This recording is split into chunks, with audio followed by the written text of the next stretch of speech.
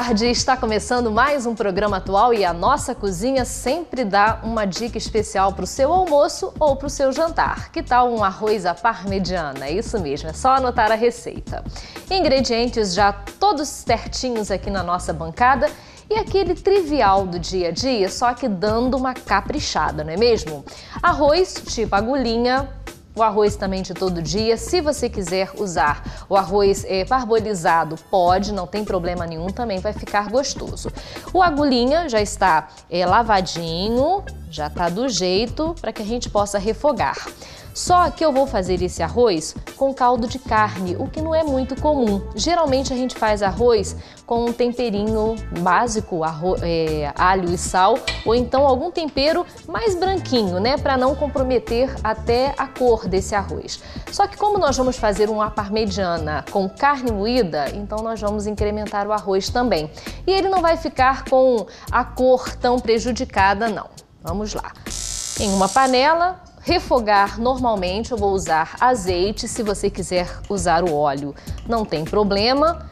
O trivial para fazer o arroz básico. Vamos refogar apenas no azeite, já colocando o caldo de carne. Eu não, geralmente eu não esquento a água, nem fervo para fazer o arroz não. Até aprendi com a Divina, ela não faz isso não, e o arroz dela fica muito bom. Mas você pode fazer o seu arroz de acordo com o que você está acostumado. Só que no lugar do tempero tradicional, nós vamos colocar um caldo de carne. Vamos diluir e colocar para ferver na água. Vamos adiantar o tempo um pouquinho para a gente ganhar tempo. Já coloquei a água no arroz, fica um pouquinho mais assim, ó, moreninho, mas o arroz depois não vai ficar desta cor. Vamos tampar a panela e esperar o cozimento. Enquanto o arroz cozinha, a outra panela já está no forno. Vamos azeitar, eu gosto muito de usar o azeite na cozinha. Nós vamos fazer o nosso molho à parmegiana. O que é isso? Nós vamos acrescentar aqui cebola. Vou dar uma dourada nessa cebola porque fica mais suculenta, dá assim um toque bem especial. E vou esperar ela ficar um pouquinho transparente. Carne moída, vou usar também um caldo de carne e vou deixar a carne moída, ao invés dela fritar nessa cebola, ela vai cozinhar no molho de tomate, que eu vou acrescentar um pouquinho de açúcar para tirar a acidez. Então, ó, a cebola já bem douradinha, acrescentamos a carne.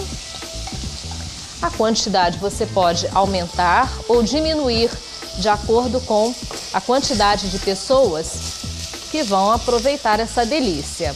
Lembrar que esse é um prato que você pode fazer tanto para 2 pessoas quanto para 10. Aí é fácil das duas formas. Ó, nós não vamos fritar a carne. Um pouquinho de sal, sal não. Vamos colocar o nosso tempero, que é o caldo de carne, que é a mesma base do tempero do arroz, para não conflitar os sabores, aí não precisa colocar o sal.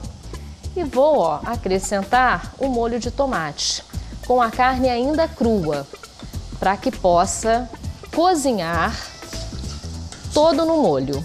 Se precisar colocar um pouquinho de água, coloque assim que precisar. Açúcar. Pode deixar que não vai ficar doce, o caldo de carne tem bastante sal. E vamos também fechar a panela para a carne cozinhar um pouquinho mais. Na hora que a carne estiver cozida e o arroz também, nós vamos montar esse à parmegiana numa travessa que você tenha, num refratário, pode ser num tabuleiro, o que você tiver em casa, para ele ficar bem suculento. Vamos ganhar tempo. O arroz já está na mesa e agora, para complementar, nós vamos começar a montagem. É só pegar o arroz, né? Colocar no refratário. Eu já dei uma azeitada no refratário antes, é importante falar isso. A azeitada é comigo mesmo. Coloque a carne moída por cima, tá com cheiro ótimo. E lembrando que a gente está usando como tempero principal o caldo de carne, tanto no arroz quanto aqui na carne moída. E é legal que é um prato que rende bastante para toda a família. E se chegar mais alguém que não avisou, também dá, viu? Então, ó, para virar a parmegiana, o que nós vamos fazer? Mussarela, pode ser ralada ou bem picadinha. Aí, nesse caso, tem que ser a mussarela, porque o sabor, né, do parmegiana fica bem mais intenso. E aí, dá um toque para lá de especial. Já deixa o forno pré-aquecido, 200 graus. Nunca coloque carne no forno sem ele estar bem quente. Então, assim que você começar a ver que o arroz está ficando prontinho, você já pode colocar o forno para aquecer. Um toquezinho de queijo parmesão ralado por cima, para dar aquela gratinada que sempre dá certo. E só é prato da Luciana se der aquela azeitada junto. Pronto! Forno apenas para o queijo derreter e a gente volta mostrando o resultado dessa receita muito saborosa.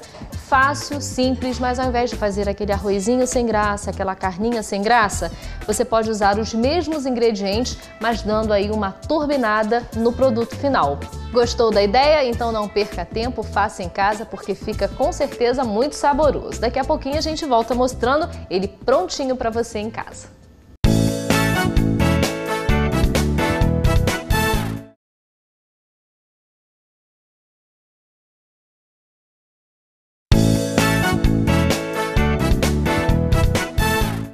O Atual está de volta e agora o nosso assunto é muito importante, principalmente para as crianças.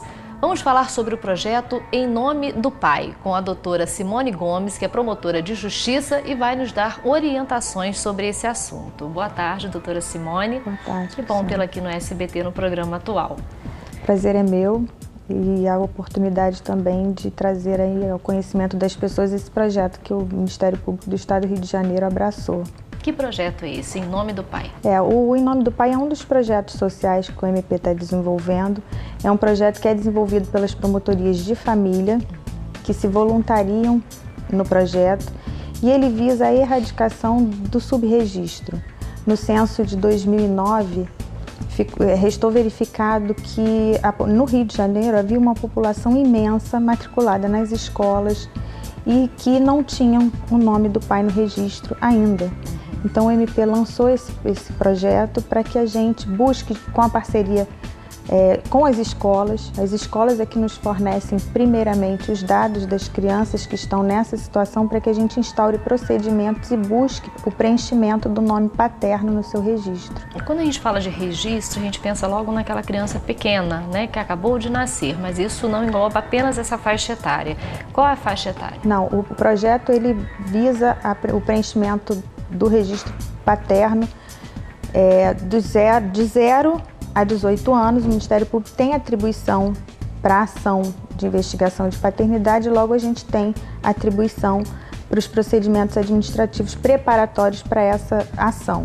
E também a promotoria do idoso, caso constate a possibilidade de preenchimento do nome paterno, também tem. Entre os 18 e a entrada na idade considerada pela lei como idoso, a iniciativa deve ser da própria pessoa. E a pessoa pode buscar esse reconhecimento. Por que acontece isso, doutora Simone? Os pais não sabem dos filhos ou eles não querem simplesmente reconhecer?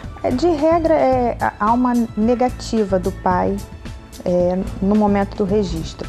É raro que ele não saiba. Na verdade, ele sabe que há uma gravidez e tem dúvida de que a paternidade que é atribuída a ele seja de fato dele.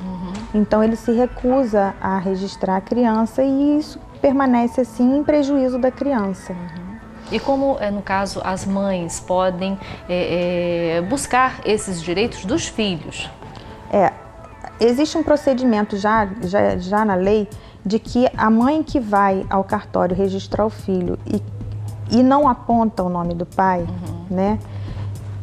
Que os cartórios nos notifiquem. As promotorias de registro recebem uma listagem mensal das mães que registraram seus filhos e apontaram a paternidade de alguém ou não apontaram. É possível que a mãe não aponte, às vezes, no cartório porque está cheio, porque pode causar um constrangimento. Então a criança é registrada e isso nos é comunicado. Só que a gente, mesmo assim, mesmo existindo essa obrigação cartorária de nos comunicar, restou comprovado pelo censo que ainda assim existem muitas crianças que ficam sem registro. E a gente está tentando, assim, num trabalho maciço, tentar erradicar isso, né? É um trabalho a médio prazo, isso vai levar anos.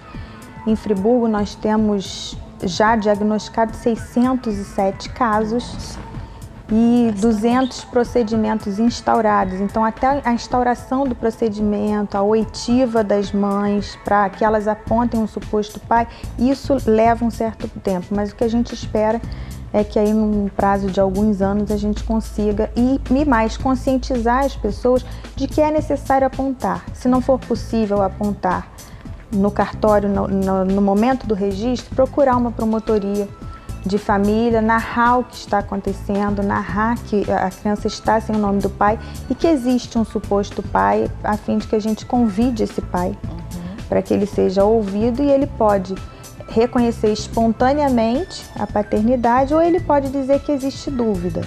Em existindo dúvida, a gente pode tentar, mesmo administrativamente, a realização do exame de DNA para que ele tenha comprovado a paternidade ou não. No caso, a dúvida do próprio pai. Do próprio pai. Para ele ter isso como segurança e garantia também.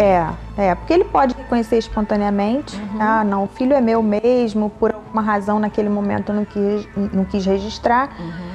Como ele pode dizer que tem dúvida. Não, eu realmente tive um relacionamento amoroso com essa pessoa, mas eu não tenho certeza se era só comigo, então eu prefiro fazer o exame. Então a gente pode fazer o exame, o MP tem um convênio com a UERJ, a gente tem um número de exames para realizar e a gente encaminha.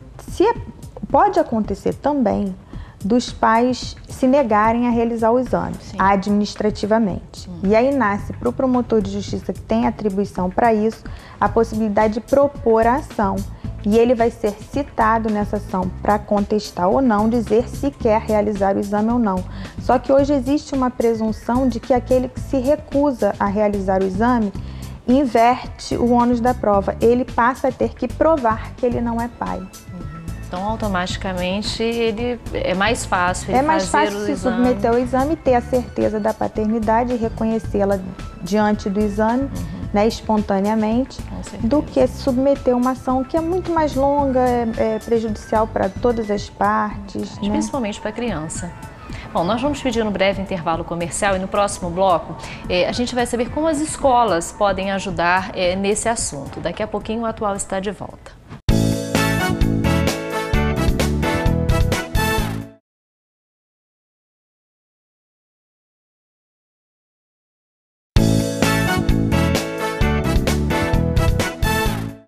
O nosso programa está de volta e a receita está na mesa. Pode fazer em casa porque dá muito certo. E é legal porque rende, você pode fazer tanto para 2 pessoas quanto para uma família inteira. Basta você ir acrescentando um pouquinho mais. E faz porque fica muito saboroso. Resultado tá aqui, especial, e tá no nosso site também, atual.tv.br. Não perca, viu? Faça porque vai ficar muito saboroso em sua mesa. É claro que a gente não para por aqui, viu? Tem mais para você. Depois de mais uma delícia na nossa cozinha, voltamos a conversar com a doutora Simone Gomes, é promotora de justiça e nós estamos falando do projeto Em Nome do Pai. Doutora Simone, como as escolas podem ajudar nesse procedimento?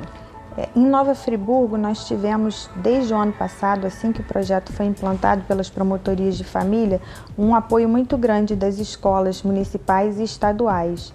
Mas ele não exclui a participação das escolas particulares, porque como esse dado veio do censo escolar, a gente entendeu que a própria escola poderia ser uma parceira no projeto e nos noticiar a existência desses casos. Então, a Secretaria de Educação Municipal, né? Secretaria Municipal de Educação, ela nos enviou listas, escola por escola, das crianças que estavam nessa situação, já com uma cópia do registro de nascimento e os dados da mãe, endereço, para que a gente faça a primeira notificação. Sim. Então nós estamos abrindo os envelopes escola por escola, instaurando os procedimentos criança por criança, para a gente dar início a esse procedimento. Então essa parceria das escolas tem sido muito importante. E os novos casos que vão surgindo, que não nos foram noticiados após a matrícula do início do ano, eu estou recebendo inclusive por e-mail, pode ser encaminhado por ofício para as promotorias de família. No caso das cidades? Das cidades do estado do Rio de Janeiro. Né? Só encaminhar o caso por ofício para promotoria de família da região. Tá, isso é um projeto no estado do Rio de Janeiro. Tá? Sim. E que já esteve na mídia, está sendo premiado. Por quê?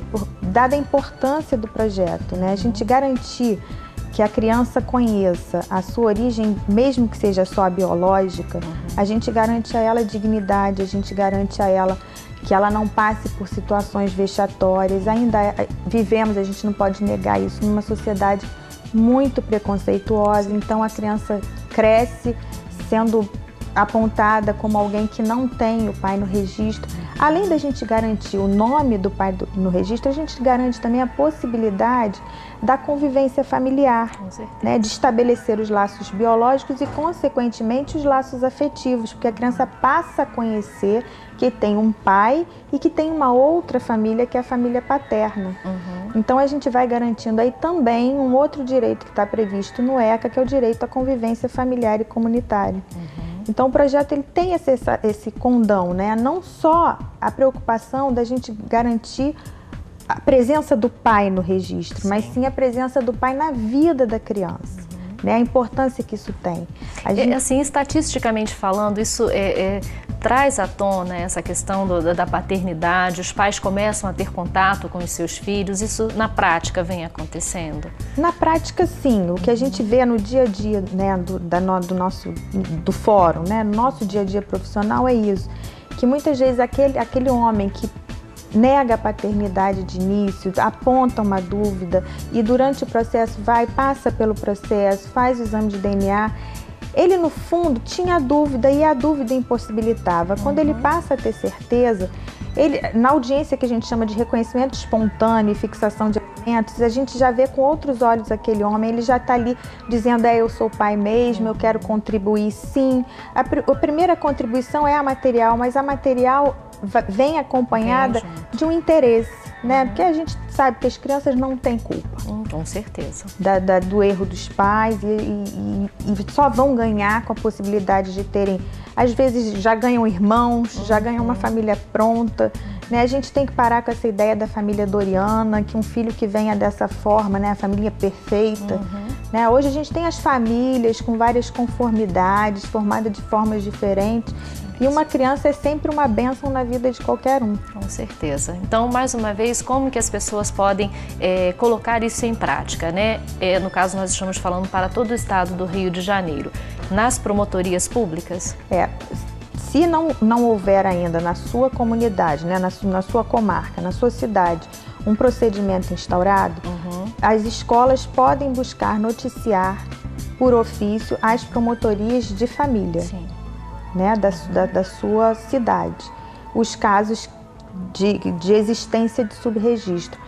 Tanto as escolas podem ajudar, porque essa é uma parceria necessária, como a própria pessoa que conheça uma criança nessa situação pode procurar, deve procurar uma promotoria de família para que a gente tente diminuir em muito esse número, que seja uma exceção mesmo na vida das crianças não possuírem um pai. Com certeza. Doutora Simone, obrigada, né, pela sua presença e qualquer informação em relação a isso a gente gostaria de dar continuidade. Tá ok. Muito obrigada e até a próxima oportunidade. E você, já ligou para o Teleton 2011? Ainda não? Então anote os números para não esquecer. Faça parte do Teleton, você também. Para doar R$ 5, ligue 0500 1234505. Para doar R$ 10, ligue 0500 1234510. Para doar R$ 30 ou mais, ligue 0800 774 2011. Para doar qualquer valor, acesse teleton.org.br. Participe. Os nossos sonhos dependem da sua doação. Agora é a sua contribuição. Com certeza a AACD vai agradecer. O Atual vai ficando por aqui. Amanhã estaremos de volta a partir de 12h15. Assista agora o SBT Jornal.